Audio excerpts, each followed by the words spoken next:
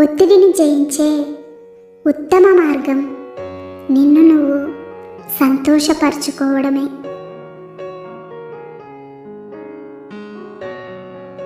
కావాలని కష్టాలు సృష్టించేవారు అంతటా ఉంటారు.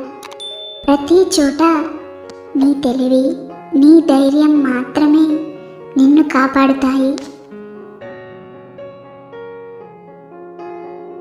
ఎవరో ఏదో అన్నారని నువ్వు బాధపడకు. ఎందుకంటే తెల్ల కాగితం మీద చిన్న నల్ల మరకను మాత్రమే చూసే ఈ సమాజం నీలో మంచితనాన్ని ఎప్పటికీ చూడలేదు.